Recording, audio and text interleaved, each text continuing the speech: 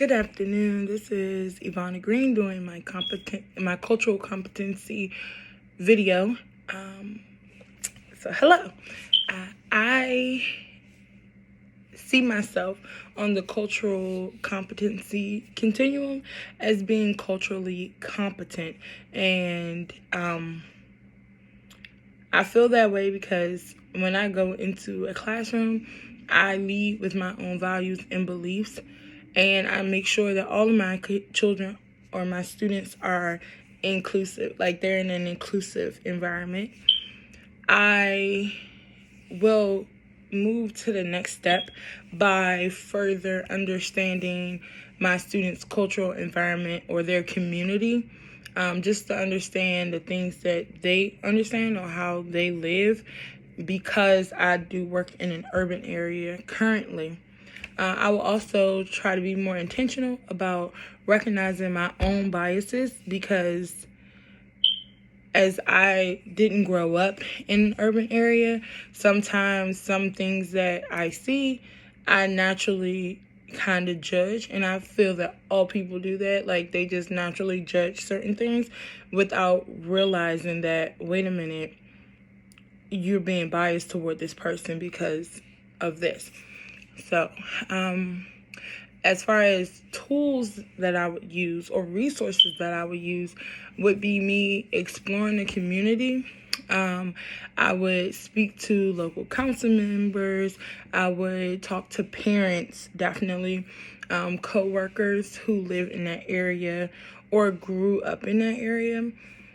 Even co-workers who've been working in that area for a longer time, because they're more familiar with what's going on in that environment, to further help me to be understanding of the environment. As far as culturally inclusion in my classroom in the future, I would move into, if I continue to work in the environment or the school environment that I work in now, I would do, we have advisory times, and during advisory time is when I do a lesson plan on,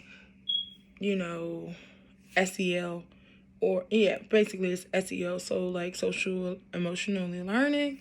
We would talk about how we feel about our family, how we feel about our friends, our feelings, things like that, that would help us to get to know one another and understand each other. If I